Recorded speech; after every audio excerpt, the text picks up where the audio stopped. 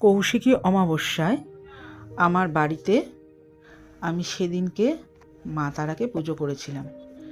এই মা তারাটাকে আমার মা তার মন্দিরের জন্য নিয়ে এসেছিলেন, কিন্তু পুজো পাঠ কিছু করতে পারেননি।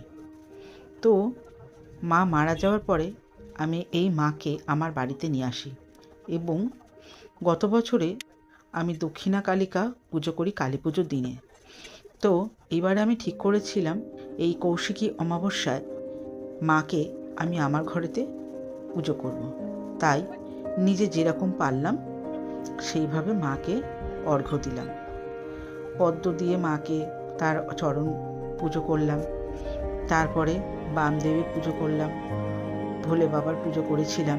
করে মাকে যত্ন সহকারে যতটা হয়, যেমন আমার মনে হয়েছে সেরকম করে মাকে নিজের মতন করে পুজো করেছি। তারপর মাকে আরতিও করেছিলাম।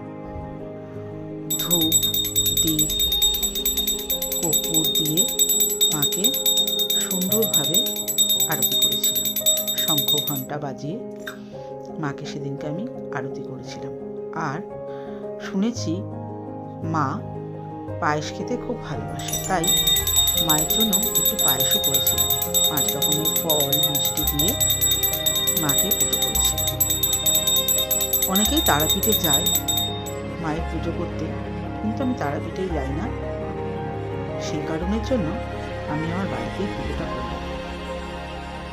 এই সেই মায়ের পুজোর কিছু ভিডিও করেছিলাম, সেটাই সবার সামনে রাখার চেষ্টা করলাম।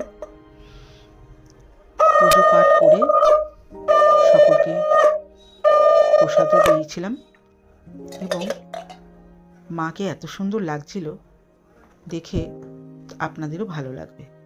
যাই হোক, ভালো লাগলে লাইক, কমেন্ট, শেয়ার করে পাশে থাকা বেল আইকনটিকে টিপে দিতে ভুলবেন না।